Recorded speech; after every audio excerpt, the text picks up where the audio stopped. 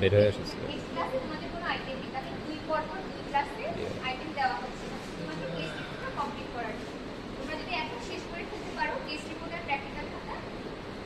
তাহলে পরে তোমাদের লোডটা কমে যাবে। এই জন্য তাহলে এখন কি করতে হবে, কেস রিপোর্ট প্রেজেন্ট করতে কাজ হচ্ছে আজকে পাওয়ার পয়েন্টে বসতে হবে। পাওয়ার পয়েন্টে বসে পার্টিকুলার সব ঠিক আছে, সিসিটা আজকে সব কারেক্ট হয়ে গেছে, একটু তোমরা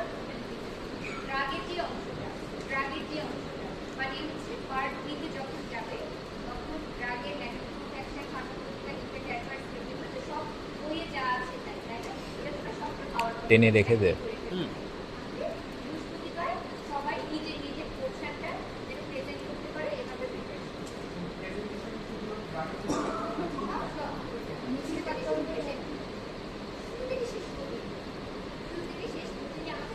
তাই প্রেজেন্টেশনের আমি এখানে তোমাদের সবাইকে আছে, সবাই গ্রুপের মেম্বার যারা সবাই লিডারদেরকে হেল্প করবে, মাঠে হেল্প করছো আর কে আছে ওকে হেল্প করে না, সবাইকে হেল্প করো তাই না, তাহলে এখন প্রেজেন্টেশন হয়তো সবার কাছে ল্যাপটপ নেই, তুমি এখানে হচ্ছে 50 মিলিলিটার পর্যন্ত নিব। দেরি করতে পারছি না,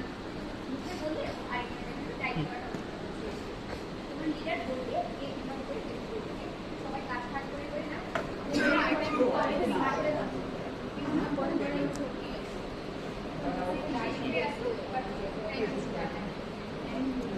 এটা তো সব থেকে চাপ দিছি।